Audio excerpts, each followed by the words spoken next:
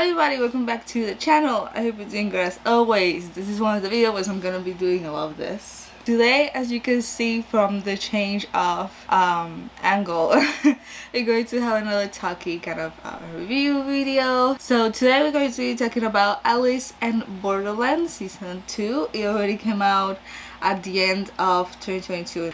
So this one, it has the same amount of episodes. It's 8, which I think the first season also has 8. The only thing is these ones are much longer. The one from the season 1 were like almost an hour long. These ones are more than an hour long, and I saw it as fast as this came out because I love Alice in Borderland. I love the whole thing, so I was very excited for this. So let's go right ahead and start, because these videos usually are longer than usual.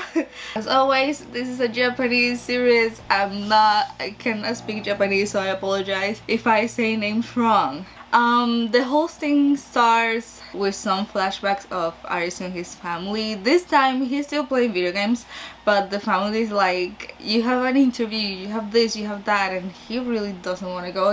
After we get the flashback, we see him running from God knows what. We still don't know what he's running from. We scoosh back a little bit back in time, and we see Arisu, Sagi, Kuina, and Shishiya, and they're waiting on a game to start in the famous crossing in Japan, and they're kind of confused because the game is supposed to start but it hasn't started. There's no rules being shown, nothing at all like the other games. So yeah, they're waiting. There's people that appear there, and they're like, hey, we came here because there's a game that is supposed to start.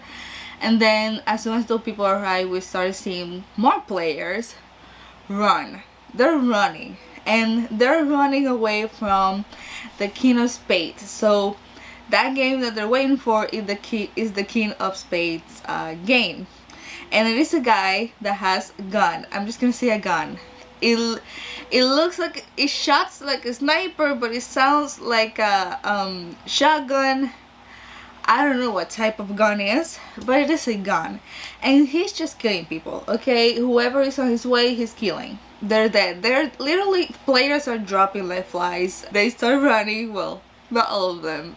Shishiya is like not running whatsoever. He's trying, but he's not running. He's very laid back. I don't know how he can. Arisu, Sagi, and Kuina are able to get out, or kind of get in a car, and Tata appear in a car. Shishiya is not able to get in the car because when he was getting in, a grenade appears, and he's like, oh no, and he starts running, and they like go in the car. So they get separated there. There's a little bit of a car chase there. The King of Spades like chasing them in a car. There's a little bit of an accident, and they all kind of start running their own way. So Anne runs one way, and then the other three run another way. Also, that game of the Queen of Spades, the person that it is the king is called Shirabi, and later on, kind of at the endish, we see that he actually was in the military. So Tata and Kuina go to find a car to be able to move, and Arisu and Usagi go and find food. So at this point, they know they have to hide from the King of Spades, because the King of Spades, the whole place is his arena. It doesn't matter where he goes. If he see you, he will kill you. But they find that if you are already playing in another game, he cannot go in that game and kill you. So either you hide very well and he doesn't find you, or you start playing games so he can't kill you. So they decide to play the other card games and leave the King of Spades last. So they go to, I have it here, the King of Clubs game. That's where they go, and it's called Osmosis. I don't know exactly how you pronounce it, but it's Osmosis. Of course, because it is a club card, it is teamwork game. And also, I forgot to mention, Nigari is alive. He's burned, but he's alive. I don't know how, but he is. And he's playing this game with them because he got to that game and he had a bracelet they had to put. So now they're all working as a team. So there's 5 of them now. And yeah, here we meet the guy that I think a lot of people would insane for, including myself. He's called Quima, and he's there with his team band. I think they said their names, but I don't have them written down, so I'm gonna mention them as a band. We also get to like see a little bit more about them and all that. So Quima is the king of clubs in that game. I'm gonna try and explain the games as best as I can. This game's a little bit complicated for my brain. Not all of them, but there's some that are complicated, so I'm gonna try my best to explain them. If you see me reading a lot, it's because I need to. Okay, so this game is basically you win by having the most amount of points. There's a time limit. I don't remember exactly how much it was, but there's a time limit. And Quima, a member of his team, was actually the one that made the game. So essentially, they'll start with 10,000 points, and they can divide it however they want between the members. So Quima's team decided to divide it evenly, so 2,000 each. Arisu decided to go more of the strategic kind of route. He gave Tata 100 points because he's in the base, which I will talk about the base in a second. He gave Usagi and Quina 300 points, I think, because they're the quickest, if I remember. And then Nigari and Arisu had a little bit over 4,000 points. The way they have to gain points, there are 6 machines that they can find, and they give them different amounts of points. They can battle each other, so essentially if they touch another member of the other team, they battle. Whoever has the most points wins, and then they get 500 points. So the loser gives them 500 points. And if I have somebody with me and we're holding hands and we decide to battle another member, then our points combine and we're battling that person like that. And then the other way is touching the base. So there is a base that they have, each team, and there's a pole. If a member from another team touches the pole, they get 10,000 points. But whoever is guarding it, if it has their hand on the pole, their points become infinite. So if they touch you, you die and then gain 10,000 points. Did I make sense explaining this? It's not complicated. There's another game that is way more complicated than this one, but they explain it way better than me, so when you see it, you'll be able to understand it better. At the beginning of the game, Arisu's team, all of them, are winning. They're finding machines, they're carrying points. Quima and Arisu battle at some point, and that's how Arisu finds out that they divided their points evenly. And Arisu is like, why did you do that? And Quima is like, why would I not divide it like that? We're all the same, we're all equal, we are here for the same thing. There's no need to have another team have more points than the other one. And that makes kind of Arisu think a little bit. So Arisu's team is winning at this point, right?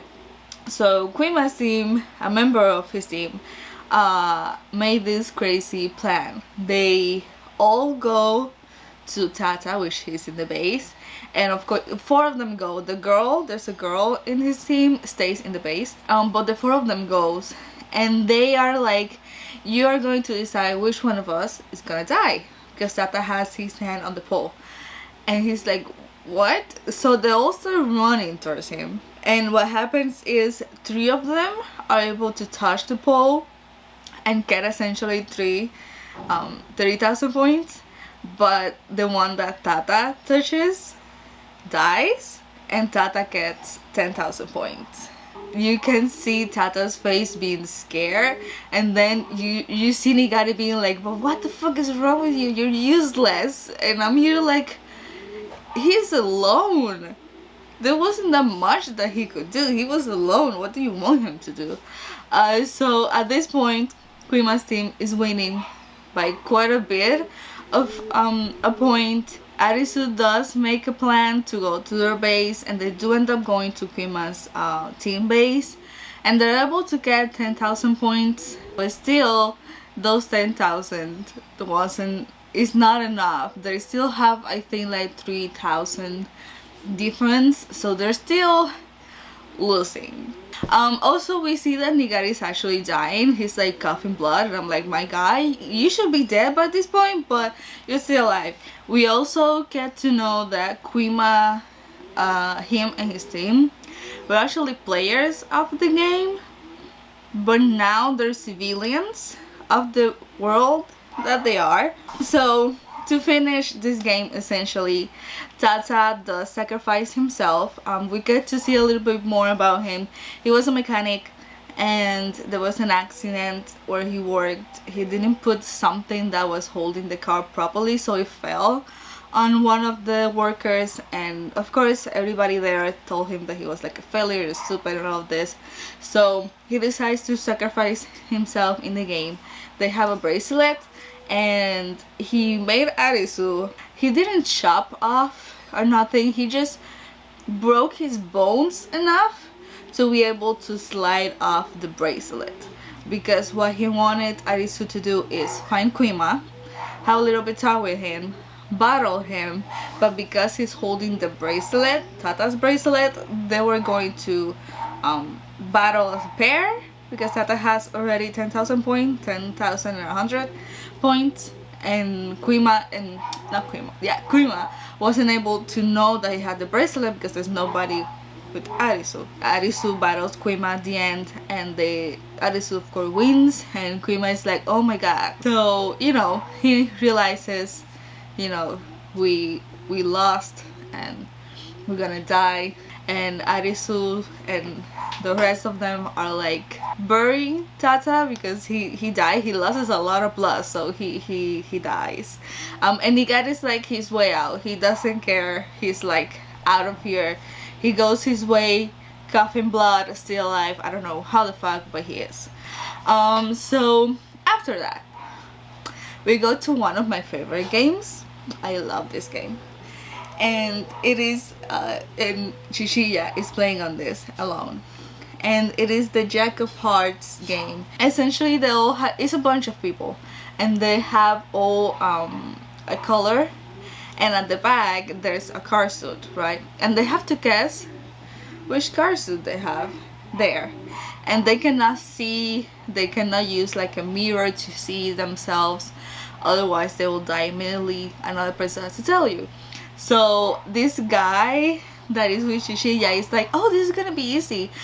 The rounds is an hour long, and at the end of 5 minutes they'll have to go to a cell and say, oh, this is my card. And this little guy, he's so innocent. He shouldn't be participating in this game. He's way too innocent. He's like, oh, this is gonna be easy. We just have to tell each other the card games. That's gonna be fine. And Shishiya is like, no. And then they throw the curveball that among them the Jack of Hearts is there, and the only way to win the game is if they find the Jack of Hearts and kill him. This makes it look like, okay, this makes people start thinking who we can trust. So of course people start kind of pairing up. There is this girl that started making group, that she's very creepy, okay, very creepy. I don't have her name, I'm pretty sure they say the name, but she's very creepy, and she starts hoarding people like, you're mine, you're mine, you're mine, you're mine, and they're following her like she's God. Shishiya actually and the other guy that is way too innocent get in their group. So they're all kind of like, oh, this is your car suit, this is your car suit, things like that. And Shishiya is this whole time like, yeah, this game is all about observing and how other people act and how other people play and all of that. You know how Shishiya is like very smart, so he's already like scanning people and looking and seeing how everybody like acts and all of that. The girl that I mentioned that immediately is like holding her group, she realized that there's a guy that lied to another guy about her car suit, his car suit. So she's like, we should kill him because he's probably a Jack of Hearts. And the whole group is like, okay. So they go ahead and do it. That's how creepy this girl is. Like, she's like, he's the Jack of Hearts, and then everybody's like, Okay, at the end the whole group disappears because they start lying to each other, they start dying little by little, and then they lie to her and she dies. She still was creepy. She wasn't the Jack of Hearts, but she was creepy. We also see a couple of new people. We have Banda, which he was the last one to get in the game. He's actually a serial killer, and he pairs up with a guy that is as creepy as him. We also have Yaba and Kokoto. Kokoto, I think that's how you say it. They're always together. They're kind of like a couple. They're always together. The guy that was all innocent, he also dies. He couldn't handle it. He was so innocent that he couldn't really understand why people were lying to each other. He ended up like quitting, and of course they kill him. So Shishiya is like alone because the group dies, his partner dies, so he's alone. He basically doesn't have anybody to tell him which car suit is on his back. So at this point, who are the ones that are left? So there's 4 of them left at this point. Yaba, Kokoto, Banda, and Matsushita is the other one that I said is creepy and pairs up with Banda. So of course Banda and Matsushita are together, and then Kokoto and Yaba are together.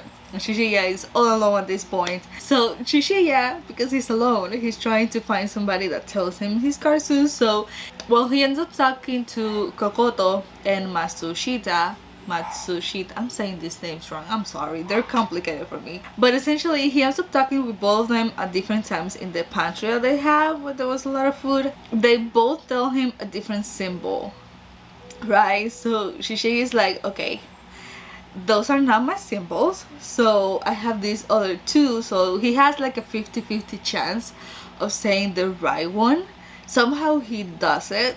At the end of the whole game, we do realize Matsushita is actually the Jack of Hearts, and he thinks he wins because nobody comes out of the cell, but Shishiya comes out, and then Yaba and Banda appear, and he's like, what? So we find out that Matsushita and Kokoto were actually working together, and they were using these sweets. I think they were sweets or little cookies to sell each other their car suits, just in case anybody like is lying to them and stuff. And at the end, Matsushita actually lied to Kokoto with the little sweets, and even though Yaba told her the right one, she believed the other one more than him, and that's why she died and all of that. With this, Shishiya leaves because he wins. Essentially what happens is Yaba and Banda start torturing the other guy that is a Jack of Hearts, because they wanted kind of info about the whole game and how he was civilian and all of this crap.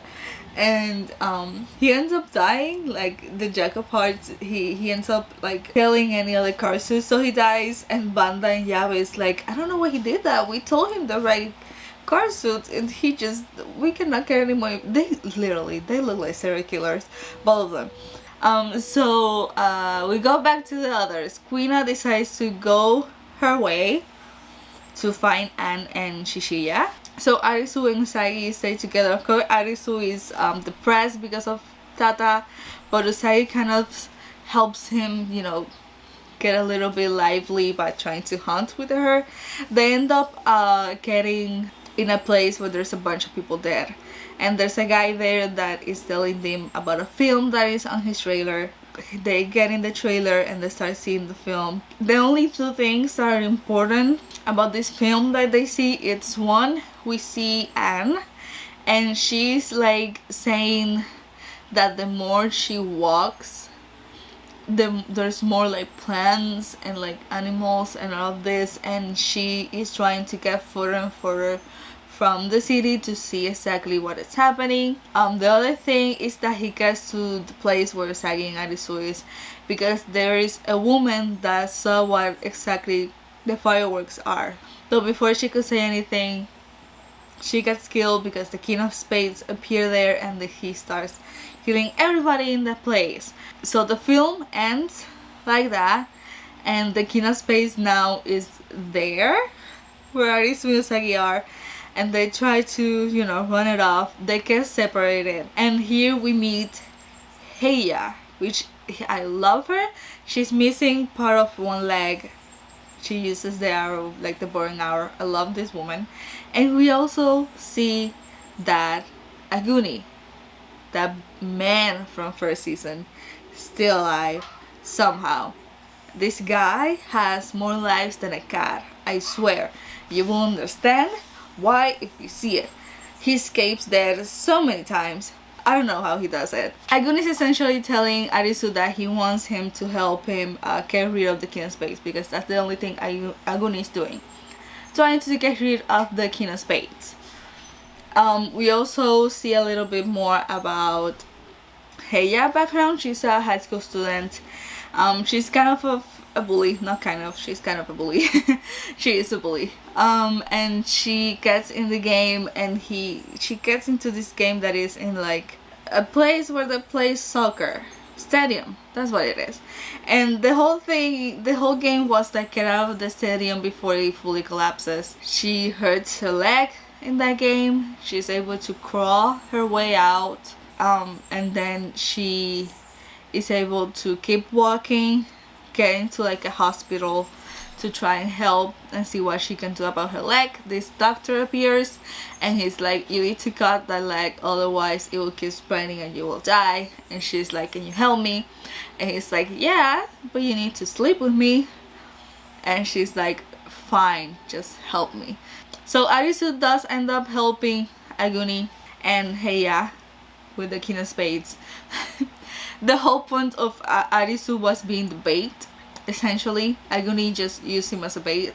At the end, he kind of helps, but Arisu jumps off a cliff because there was kind of like there was a grenade that was in front of him, and Aguni's like run, so he ends up jumping off a cliff. He survives. Again, everybody here has more lives than a cat. I don't know how that's possible, but they have, and he survives. So now he's alone. He's trying to find Usagi. We also see that Queen Eye is playing some games by herself, trying to find Anne and Shishiya. And Anne is able to get on top of a mountain somehow. And we see that there's a hole in the middle of the mountain. Usagi gets in a game with a kid. This kid, he's not really that important. The whole point of him is making Usagi realize that even though you have nobody for you waiting in the real world, it's worth fighting. So she ends up going to a game with this kid because he doesn't have many days in his visa, and she goes to the Queen of Spades game, and Arisu gets there and see her because he's like, this is the only game that you will go. You're very good at physical games, so I just knew you were going to come with this one because it was the only one left that was like that. The game is called Checkmate, and her name, the one that is the queen, is called Lisa. The woman in this show is such a badass that I could never. So the whole point is that there's the Queen of Spades team and the Challenger team, which is the team that Arisu, Usagi, and these whole people are. And essentially they'll have, in each round that they have, I don't remember exactly how many rounds they have each one, but in each round they'll have the chance to find the other team member and touch a button that they have in a thing that they're wearing. It looks like a harness, and they make them be on their team. I'm explaining myself. The point of the whole round is them getting the other team's members, and the one that has the more members in the team wins after all the rounds are done. Does that explain it? They use graphics and everything to explain this game, so it might be confusing. The queen has the first round, right? It is bad because her team is quick, so they start making people from the other team in her team, and they start telling these other people, be on our team, because if you're on team you stay in this game and you don't need to play any other game, and we always win because we have our queen Lisa. So this makes everybody in their challenger team let themselves be touched to be on her team, and this leaves Arisu, Usagi, and the little kid alone in the challenger team. How they're able to win this game is the queen of the queen, I'm just gonna keep saying the queen, Lisa, wants Arisu on her team because he is her type. I swear that's what she said. So there's a fight between Usagi and her, which, I mean, two badass women fighting. That's amazing. How they're able to win is essentially Usagi is able to make 3 people back to their team, and she's like, do you really don't want to go to the real world? Do you want to stay here? They have this whole conversation, and she's able to convince them to kind of fight again. They make a plan. They survive the last queen's round, and then when it is their round, they are able to make everybody again on their team and be able to win. And of course she dies because she's now alone on her team and she lost it. So yeah, that's how they're able to win. We get to a complicated game. I'm gonna try my best to explain this as fast and as best as I can, but it involves numbers. I love numbers, but this is way too much for my brain. And of course Shishi is playing this game, so you know it's gonna be hard. This is a King of Diamonds game, and the guy that is playing the king was actually a executive member of the Beach back in season 1. We also see that he actually left with Mira when the Beach became a game. So there is that guy, Shishiya, and 3 other people playing this game. They're in a round table. Yeah, this game is confusing. I'm gonna try to explain it. I'm gonna read my notes completely because there's no point I'm gonna be able to explain this without reading. They all have to pick a number from 0 to 100, and the machine that is there calculates the average that the number from the number they get, and then multiplies it by 0.8, and the one that is closer to that game wins a point. The people that get -10 die, and I think the one that gets 10 points is the one that wins. There is a balance, like a balance thingy, and it's full of some, I don't remember exactly what it was, but it's a liquid that burns you, and when they get to -10, that thing fills up, it keeps filling up, and then falls on them and they die burn. That's kind of thing. And each time one of them burns and like dies, a new rule is added. We get to see that the guy that is the King of Diamonds, he was a lawyer and he wanted equality for everybody, so that's why he kind of made that game. They start playing, two of the players die at the same time, so they add 2 new rules. These ones are: 1, if 2 people pick the same number, they lose a point, so you cannot pick the same number as other one. And then 2nd, if they pick the exact number, that the average is, after they calculate the average and then multiply it, if one of them pick the exact number, then when the other ones lose 2 points instead of 1. After that, the girl that is there playing, she dies, so it is the king and Shishiya. If a player picks 0, the other one can win if they pick 100. So for example, if Shishiya picks 100, the king picks 0, Shishiya wins automatically.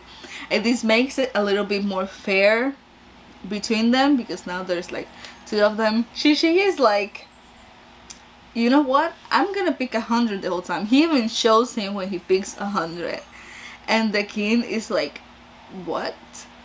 Don't. So you know, it's intense. We finally got to know what Shishiya was in the real world, which I was surprised. He's a doctor. He looks sexy in the lab coat, but yeah, he's a doctor. I didn't expect him to be a doctor.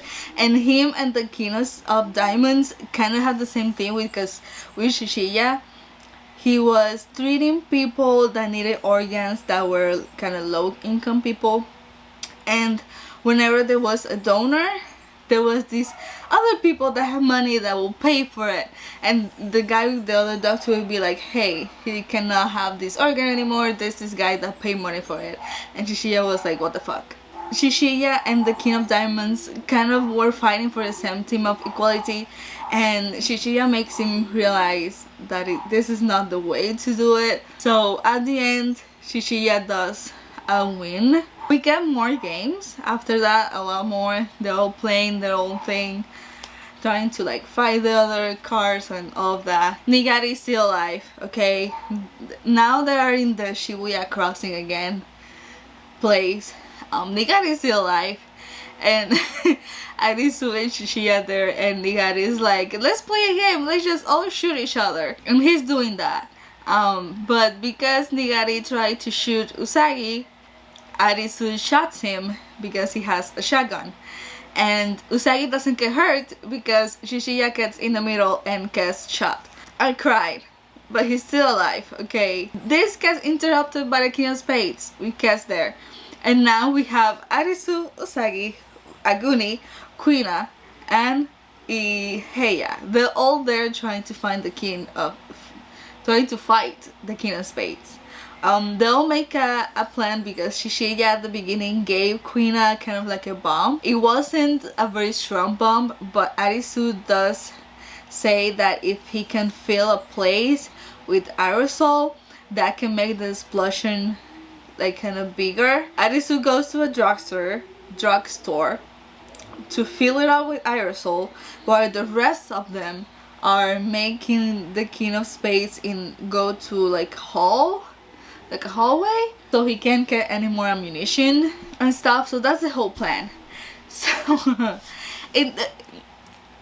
the alley part is very intense because everybody there gets hurt. Heiya gets shot, Kuina gets stabbed and gets shot, Aguni gets shot. I mean, that whole way thing was intense, and I was crying. Or I was trying not to cry, but I could have cried my eyes out because they all get hurt. Like, you can see them all sacrificing themselves.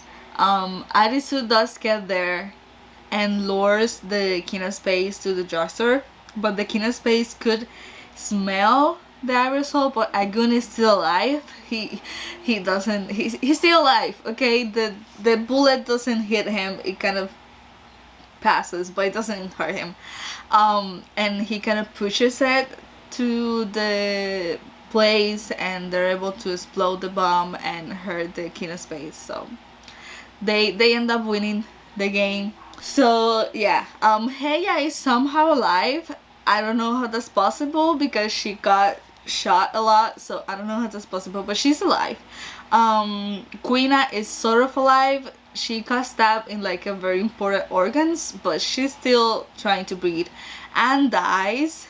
And Usagi is alive. She only gets stabbed on her legs, but she can kind of walk. So Arisu and Usagi does go to the last game, which is the Queen of Hearts game, and it is with Mira. So this game that they have to play with Mira is called Croquet. It is a game that is popular in England, but the whole thing is it really doesn't matter who wins. They have to play 3 rounds. The important thing in this whole game is that they survive. It doesn't matter what happens, they have to survive. So it doesn't matter if they win the rounds, if this and that, they just have to survive. So they play the first 2 rounds. I think she wins 1 and Arisu wins 1, I'm not sure. But then she's like, oh, I want tea. So they go and sit and have tea. So I was frustrated at this point because Arisu is like, tell me what this is. And she starts lying. She's like, yeah, this is an evolution that happened at this point, and you guys are in this ship playing. And then she's like, huh, this is a lie. And Arisu almost kills her, but he's like, I can't kill you, because again, they have to survive this game. They don't really have to win the croquet rounds, and he knows that if he kills her, they will never win the game. After that, there's this whole illusion thing that happens between Mira, Arisu, and Usagi, because Mira is trying to convince Arisu that he's actually in a mental hospital and that it was his fault that he killed his friends. She's trying to make him think that it was his fault that they died and a car hits them because of what they were doing with him. And it is a very intense scene, this whole illusion thing, because Usagi immediately knows that this is a lie, and she's trying to make Arisu realize and snap off of it, essentially, to the point that she hurts herself to make him look like, hey, this is not real. At the end, Arisu realizes this and is able to wake up from the illusion, and Usagi does hurt herself in, you know, in the game. And this is such a strong scene that Mira is even crying. She's like, this is beautiful in a way, and then she goes, let's finish the game. And they end up finishing the game, and Mira does die, because at the end they survive, and he's like trying to make her say what exactly is the game, and she's like, you will know when you get out of this place. After all that happens, the game is like, welcome players, you won and this and that, and you have two choices. You can stay in this world, or you can go back and to the real world, right? So all of them are like, fuck this, I want to go back, I'm not staying here. The only two that stay in that place are Yaba and Banda. They all start waking up in a hospital. We get to know exactly what happened. So the fireworks that they saw weren't actually fireworks, were a meteor that hits them. And it is, I was crying because in the Shibuya crossing where Arisu was with his friends, so that all of them were there. Usagi was there, Anne was there, Kuina was there, all of them were there when this meteor kind of hits them close. And the whole thing exploded. So it wasn't fireworks that they saw, it was this thing that was hitting. And they were all rushed to the hospital. And the whole game that they were playing is actually limbo. They were in limbo because the brother was like, yeah, you were on cardiac arrest for like a minute, and they were trying to resuscitate you and all of this. So that whole minute that they were trying to make Arisu come to life, he was playing the game. They were in limbo, and all of them start waking up. Shishiya wakes up, Nigari is still alive as well. Kuina actually goes to her parents, and the dad finally kind of acknowledged her by her name, like as a girl, which I cried. I was crying my eyes out. Anne is alive somehow, because she does die in the game, but she's alive. Agony and Heiya also survive. I don't think they both remember each other, but they do survive. Arisu and Usagi don't remember each other. There's this kind of moment where he's getting something from a vending machine, then she gets there and she's getting something from a vending machine, and he's kind of trying to have a conversation with her, and she's like, are you flirting with me? And he's like, no, but what if I was actually flirting with you? Because you can see they don't remember each other, but there's a connection there, and they kind of feel that connection. And she's like, okay, if you flirt with me, you can come with me. So they go, and I'm here like, I'm crying still because of Kuina, but then they do that, and I'm like, and then at the end there's a bunch of cards in a table, and they start all flying away, and we see the Joker card there. And it is a card that we never saw, and then it cuts. What the fuck? I was literally like, because I'm crying my eyes out because of Queen and Arisu Usagi, and then I see that and I'm like, what? So that's how it ends. That's the whole thing. It is so much more intense than the first one, that you can, you know, you can see through it and be like, oh yeah, I like this. Talking about the Joker card, I still, by the time I'm recording this, I don't know if there's gonna be something after I record this, before I upload this. There hasn't been any talk about season 3. I haven't seen anything or anything like that. If there is not season 3, this is kind of like a good way to end it. If this is actually the end, I think it depends on how you see the Joker card.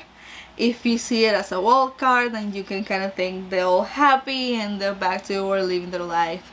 If you can see it more as a trump card or something like that, you can kind of think that, hey, they're still in limbo, or this is not real life yet, or they're just imagining this or whatever. and they're still not safe. You know, if that's the ending, it can have a lot of meanings. If there is another season, I don't know exactly how it will play out, because essentially they are all in the real world now. Only Yaba and Banda are still in limbo, so maybe it's a season with them and new people. So I don't know how it will play out. I don't think they will make a game in the real world. I don't know how that will work. You can also argue that maybe all of this is an illusion for Mira again, and they're still on the game.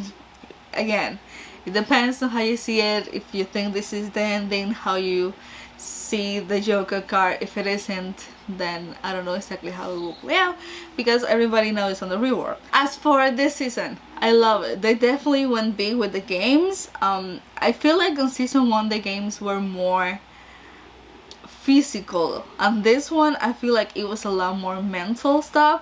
The games were a lot bigger for sure, but I feel like it was a lot of mental. There were physical games, but a lot of it was mental, and a lot of it was thinking and making strategy. The games that Hishiya was part of were my favorites, and it's not because he was there, but they were hard. There were a lot of smart games, and it suits him a lot. So yeah, I really like this. I don't know again if this is how it ends. I was trying to find the manga, because this is based on a manga or a webtoon or something, but I couldn't find that anywhere, and I was trying to find it to see if this is actually how it ends or it isn't, but I couldn't find it. It's kind of hard to find, I don't know.